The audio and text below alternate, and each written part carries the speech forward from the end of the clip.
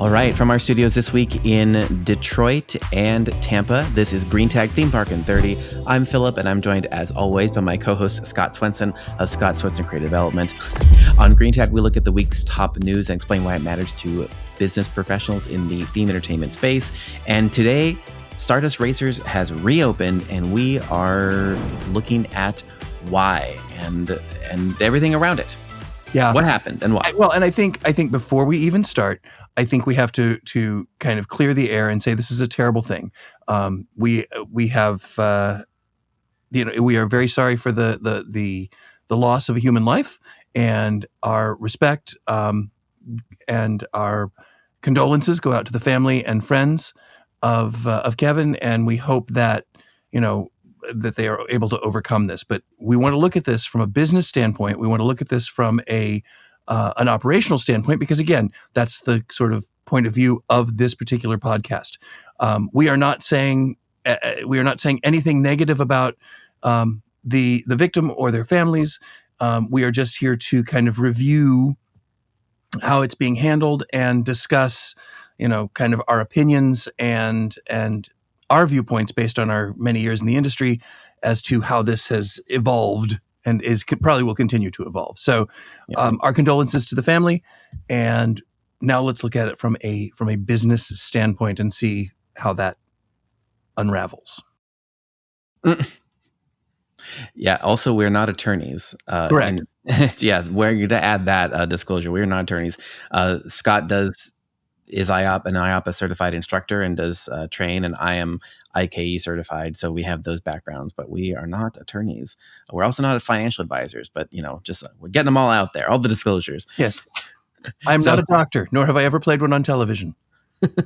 So basically, if I'm going to try and sum this up, we talked about the news last time when it broke about the death that happened, and we had reported previously that the autopsy had ruled it an accident previously, and then it was closed for a while, and now Universal has announced that it's reopening, and it seems like they are reopening it, but they are changing a few of they're changing the signage outside the ride, and they're also changing some of the guidelines and the safety protocols in the handbooks for this. That's what I understand. They're changing these elements.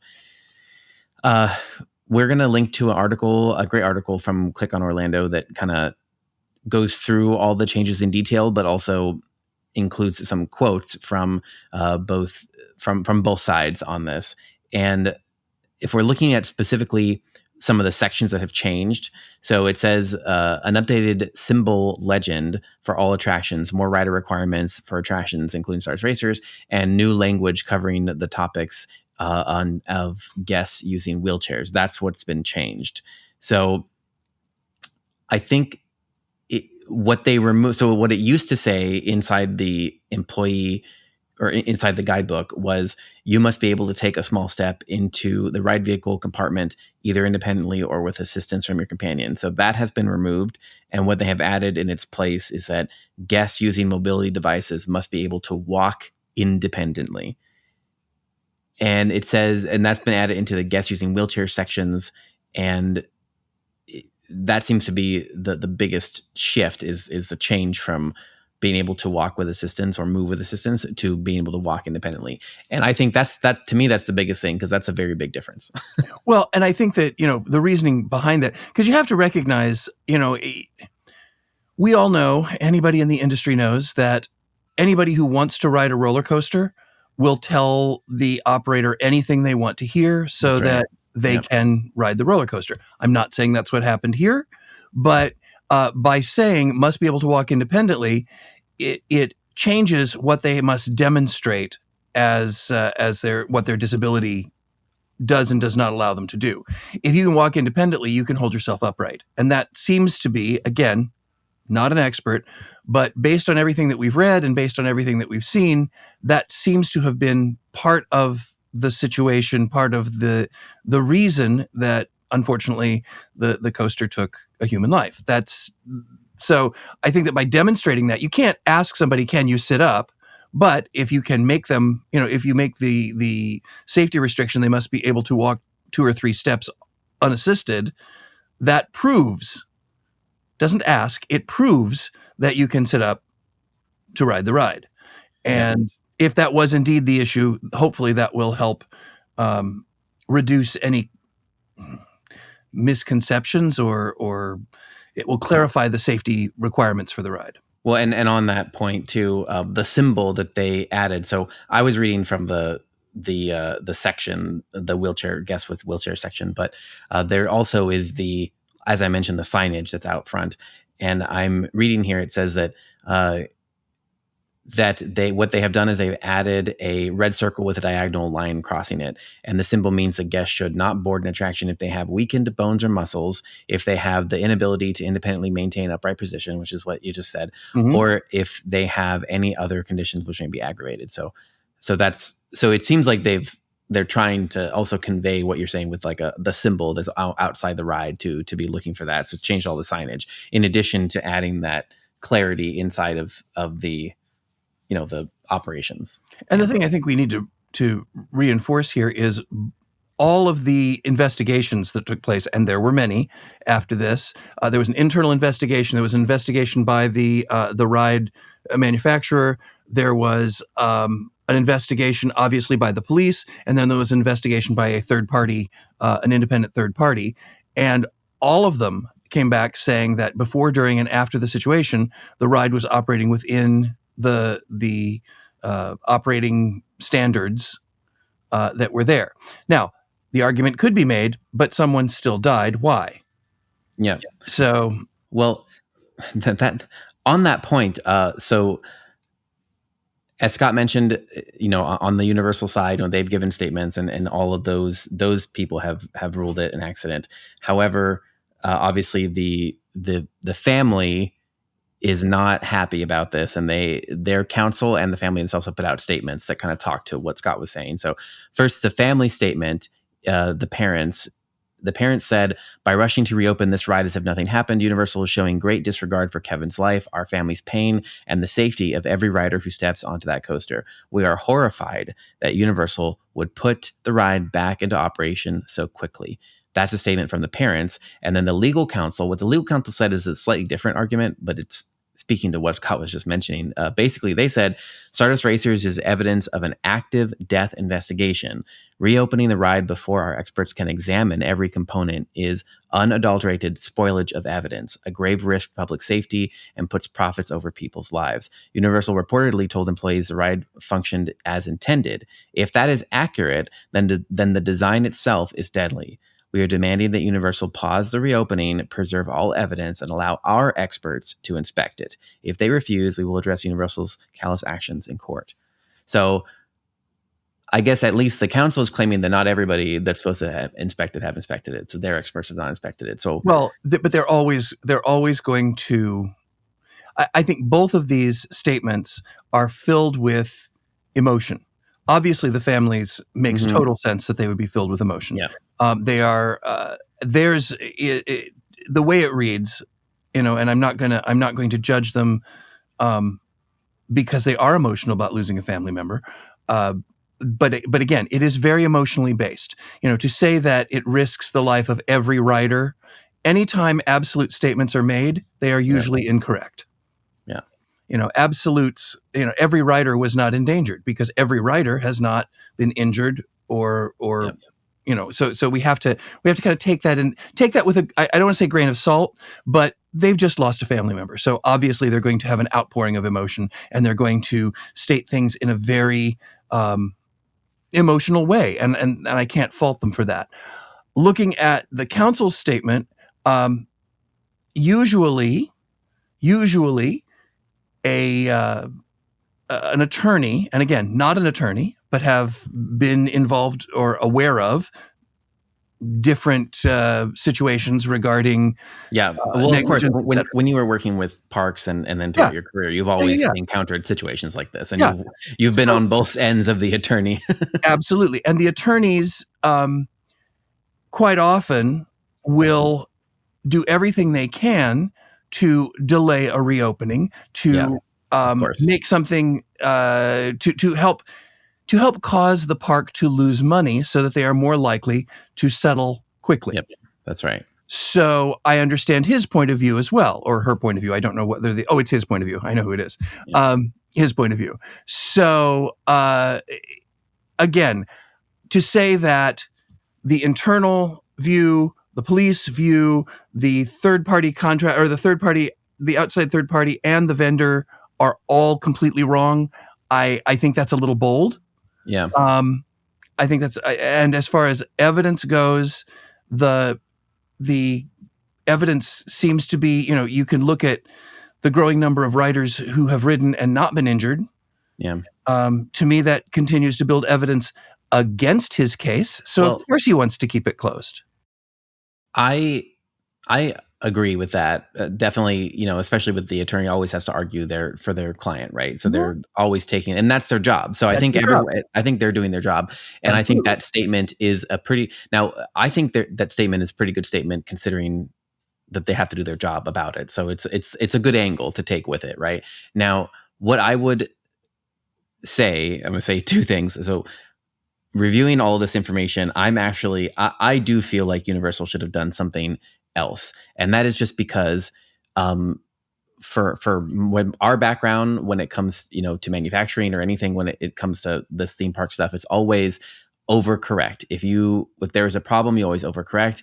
And then when we're in customer service, we all understand that it doesn't matter if it was actually our fault. It's always our fault. It's like the weather. It's not our fault, but it's our fault. Everything is unless it's an earnings call, and then it's right, exactly. But so that's from that standpoint, I do think that it does seem a little callous, where the only changes were changes that were not really things you could market. Right. Even though I think the changes are good, like I actually applaud the operations. I think the way they changed the books and I think that's what I like to hear as a nerd. I'm like, oh, this is great. But as Scott is always saying, like that doesn't sell tickets. And I think something more from a PR thing would have, I think, at least been a better gesture. However, all that being said, I don't think that Universal can, because it is an open case. And this is the problem. And this is also something that we've encountered. So it's for those of you that are international listeners, it may seem weird, but America is a really litigious country. And so the problem with Universal making any sort of other gesture, even though I just said that they should, and even though I believe that, I think that the problem with it is that while this is still going through the court, they almost can't do it, because if they do anything, that could be seen as evidence that they might be admitting to fault of some kind, or worse yet, knowingly allowing this to happen, because again, they knew that it was not safe. Which I personally don't believe, quite honestly.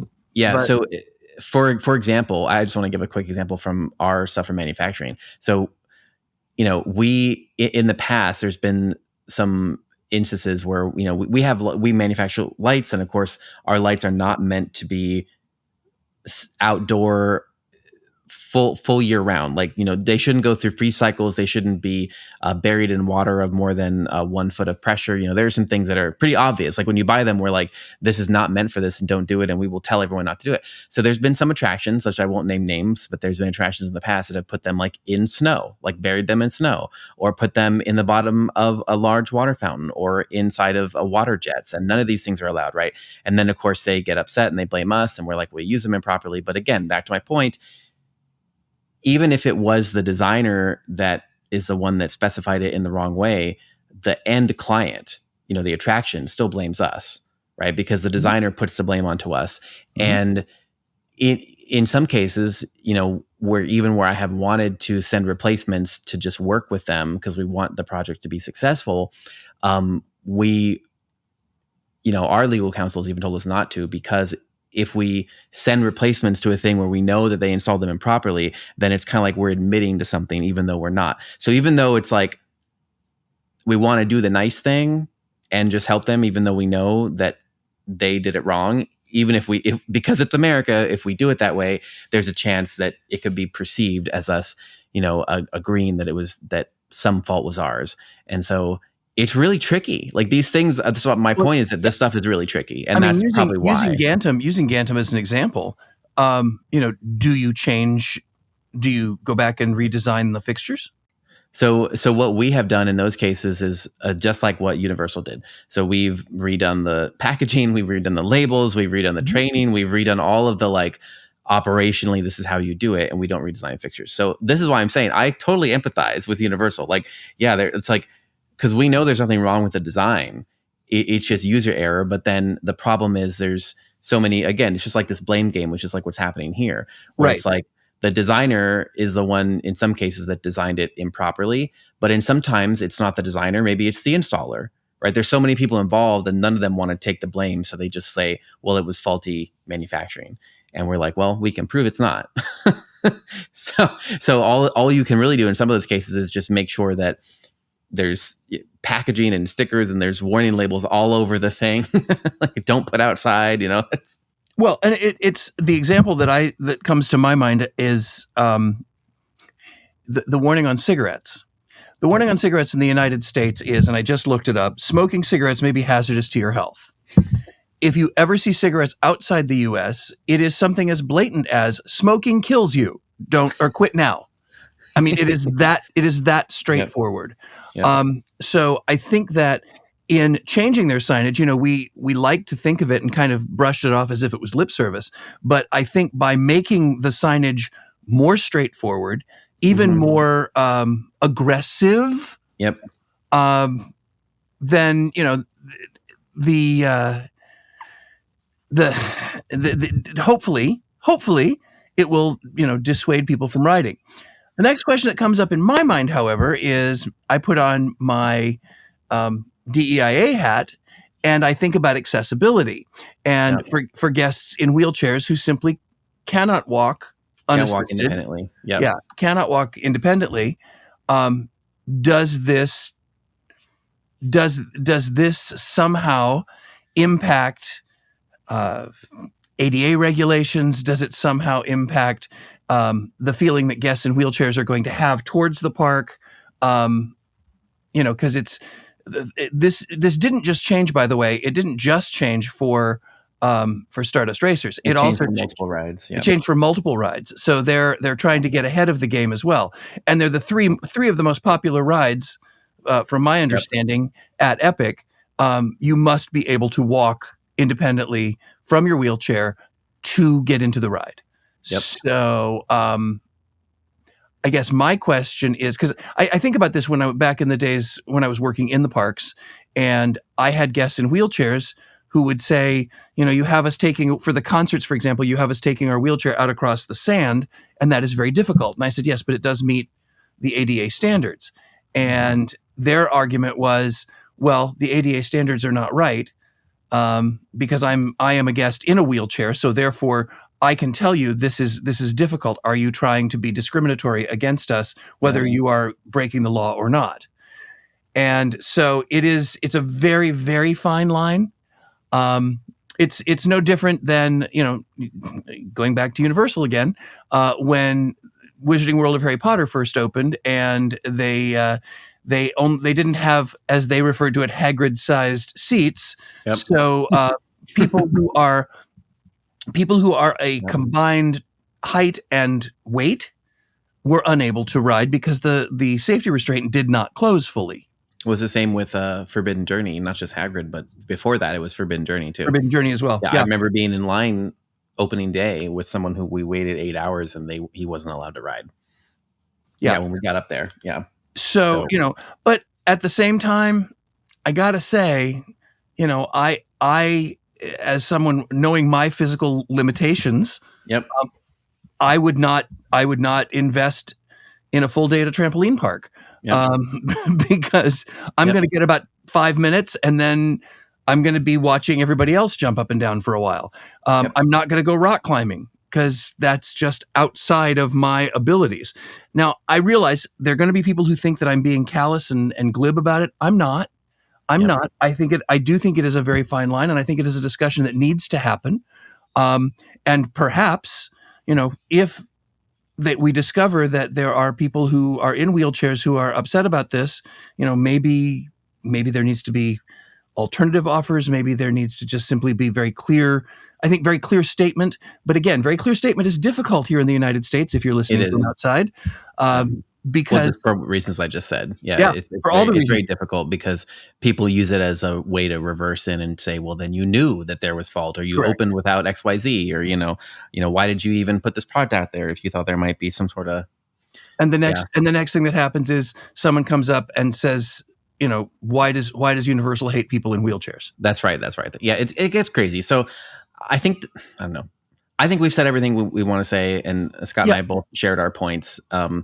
Again, I still think that they, from a PR standpoint, the PR person in me is always like, I think they should have made a gesture above and beyond. However, So what then would the the gesture have been, CEO. Philip?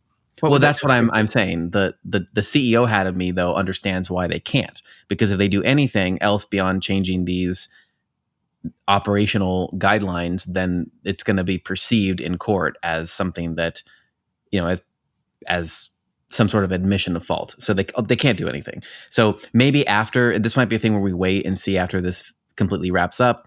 Maybe in the future they'll do something differently with a new ride, or maybe they'll keep adjusting and keep tweaking for the future. But I think that, again, even if they want to do something else, I don't think they can, just from the fact this is still an ongoing case. So Yeah, I agree with you, and I think that we have discussed all of the options and all of at least the thoughts that the two of us have.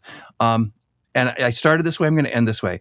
Our condolences go out to the families, and our condolences go out to anyone who is because of the new restrictions unable to ride this attraction. But we still need to accessibility, just like diversity, equity, and inclusion. Accessibility is a journey, and we need to continue to keep it top of mind, and hopefully make certain that we make choices that allow the most number of guests to participate in everything that we have to offer. yep. So speaking of journeys, yeah, this is a pretty good, Good segue. good segue. So we discussed at length Horror Unleashed, which is Universal's new year-round horror experience in Las Vegas at Area 15. I went there for the media preview, and we discussed it many episodes back about what it was like and whatnot. But the quick recap is it's all indoors. There are 4 haunted houses, and then there are themed bars, and then the connective tissue is like a giant scare zone, right, with roaming characters. So we discussed back then the biggest element. My biggest concern with it for this whole time has been, what are they going to do when it comes like January, February time period, and it's a Wednesday in February, and who's going to be going to see haunted houses, and especially at the price point, which is pretty, maybe not steep for Vegas, but steep, I think, for independent haunted attractions. So that's always been my concern. Now, when I spoke to the folks there, interviewed them, they had always been talking about how this was going to be an evolving project, and they're going to be adjusting as it goes, basically. And we have the first press release out this week about some of the plans they have. So they are going to do a Christmas overlay. It's called The Legend of the Dark Yule, Krampus and Kin, debuts this November at the new Universal Horror Unleashed in Las Vegas. It says guests can enjoy the all-new immersive holiday experience featuring legendary creatures, eerie photo ops, and seasonal delights at the year-round horror spectacle. Krampus and Kin. Krampus and Kin offers guests an eerie twist on the holidays, where they'll encounter monstrous myths of Dark Yule like Krampus, Gryla, and I can't pronounce that. Guests will brave the terror of these ancient entities in photo ops, where they can pose with Krampus on his twisted throne, step into Gryla's cauldron, or stand beneath the cursed canopy of the rotting tree. The character that you can't pronounce. I can't even begin to. Yeah. In addition to photo ops, they'll witness grand processional that'll fill the abandoned warehouse as creatures and their unearthly followers parade through, leaving behind tokens of their legend. So, from reading all of this press speak, it sounds like what they're going to do is not change the haunted houses themselves, but basically change that flex area that TJ talked about when I interviewed him. That kind of the flex area they have around the stage, where they have Jack's show now, but it's built to be a more flex area. So it sounds like they're going to add in photo ops with Krampus and the other creatures, and then add a kind of like a Krampusnacht parade that will go through, processional they'll go through. Interesting. Yeah, I think the easiest way to explain it is kind of the way they did too, which is to say it's not a haunted house. It is a series of activations taking place for a limited amount of time. Yeah, So I sure. think that's, well, I mean, it is. It's not Yeah, they're not yeah, changing out the haunts. They're that's just right. adding an Yeah, activation, just like most theme parks don't change out the roller coasters. yeah, But yeah. I love it. I think it is such an intelligent approach. It is so on brand, especially for the first year. I think that it is less potentially offensive than doing like a wretched Santa Claus. I think Yep, keeping that's true. Krampusnacht and keeping all of the winter solstice and winter creepy creatures is super smart. Um, the it's even in Christmas carols we hear about telling old ghost stories. One of the best ghost stories in the world is actually Charles Dickens. So it makes sense. It's so on brand. It's Yep. so unique. And as I always ask my clients, what is something you can do that nobody else can get away with? And this is clearly that. Well, I would push back a little bit.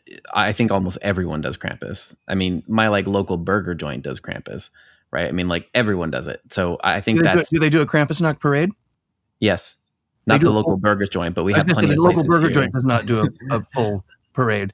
We do have plenty of them here. We actually even have a Los Angeles Krampus troupe that does a parade all around Los Angeles at different dates. So, and we see that at the conventions, cosplay conventions, I mean, so I agree with you writ large. I do think that it's the best way to utilize a space because all you need to do is add in some seasonal decor, and I also think that Vegas does have a market for this. Like the Area 15 usually does some holiday stuff. They do like a Night Before Christmas immersive sing along, which sells pretty well, and they have pop up bars that are all spooky themed, and they have a bunch of they have a culture in that region for this type of holiday overlay type of thing. I would only push back on the uniqueness of it. Like I think that Krampus is done in a lot of all over the country. It's done. There are at least 100 events that I have a list of that Krampus is featured in. But I bet So they don't include Gryla I think Gryla's a good twist. Yeah, I think and the Gryla's one a that we good can't twist. pronounce.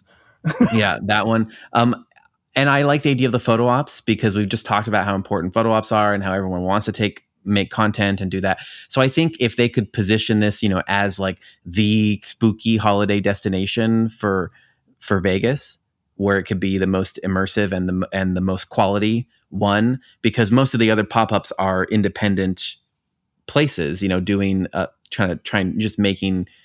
They don't have Universal's carpenters and Universal's painters and Universal's fabricators. So I think Universal has the potential here to do Right. something much on a much grander scale. I'm still going to be curious to see if it'll push the needle over because I'm just thinking of myself, like internally, would I pay to go again? And me personally, I'm not sure that I would, just because it's still pretty expensive. And again, what am I paying for? Well, to me, it'd be just paying for the Krampus items because I've already seen the haunted houses. Mm-hmm. So I'm not sure. I think we'll have to wait and see, just if it will encourage new visitation. I think the question is, are you encouraging new visitation, or is it just going to be people who couldn't make it during the Halloween season that are coming to see it for the first time? Or is it a tipping point for people who are in Vegas over the Christmas holidays? Yeah, It's maybe they were like, yeah, I maybe would they're go. thinking, I wouldn't go if it was just the haunted houses. But they're doing Krampus and they're doing yeah, Gryla yeah, and so they're doing it. And again, we said this when we reported on this originally too. We have to recognize this is not for us, Philip. that's This right. is not. Yeah, This is we are not their that's right. target audience. We know That's right. And there's even just too me, many odds. I think the reason I'm so blasé about it is even because I've done so many Krampus events, right? That I'm like, Correct. But like to your point, someone who hasn't done Krampus events and who maybe's only heard about Krampus in passing, that could be really fun, especially if they're in Vegas. Well, and even if there are people who are familiar with Krampus events, the fact that this is Krampus and Kin and Yeah. has the two others and has other storytelling with various other cultures, my guess is they sat around a brainstorming table and they went, "Yeah, there's a lot of Krampus events out there. Maybe we should add something." And they have the Krampus movie, or is that Legendary? Sorry, am I mixing my IPs up? Who No, has the probably. Krampus movie? I have no idea. But I do think that it's a great fit for them, and I think that, as you say, is it enough to make a return visit for locals? That I don't know. Although I know some people who would spend the ticket price to just get a great Krampus photo for their Christmas card. I know those people. So none of them live in Vegas, but I know those people. Anyway, that is the end. We're ending on a festive note, or at least festive for us this Halloween season. A spooky festive note. We're out of time, guys. Thank you so much for listening or watching. If you are watching, please like and subscribe. That really helps us out so that we can continue to do this and continue to bring this information to you. Continue to ask questions. We love that. And if you'd like to join us for Unhinged, please join our Patreon supported second show where we kind of dig deep. And this week, we are digging deep into media kits and press, and specifically targeting the haunted attraction industry, because that's kind of the industry that is most prevalent this time of year. So until next time, on behalf of Philip Hernandez, I'm Scott Swenson, and this is Green Tag Theme Park in 30, and we will see you next week.